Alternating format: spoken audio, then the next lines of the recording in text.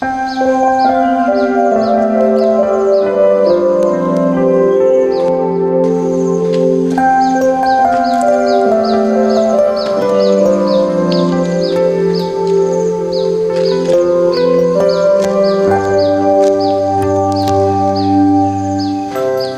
นไม่รู้ควรบอกเธอ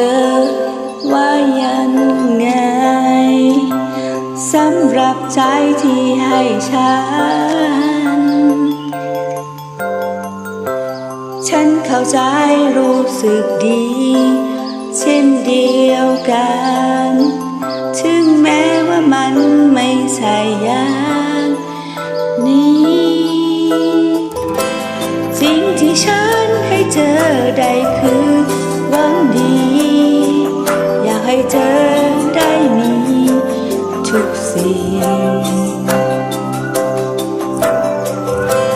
ปรารถนาให้เจอสิ่งดีทุกทางอย่างที่เธอต้องการเรื่อยไป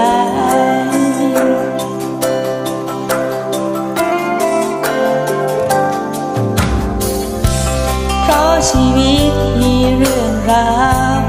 ให้เราเจอและผู้คนก็มากมายเพราะถนนที่ต้องเดินนั้นยังไกลให้ฉันและเธอยังได้เรียนรู้แต่อย่างน้อยฉันมีหนึ่งคนเฝ้าดู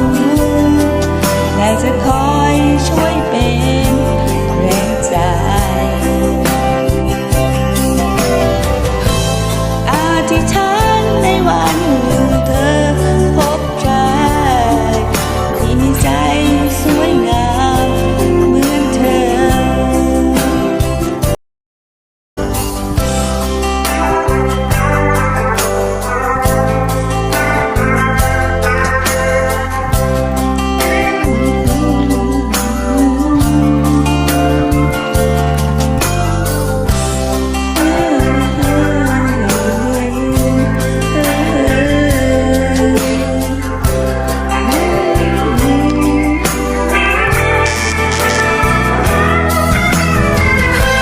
แต่อย่างน้อยฉันมีหนึ่งคน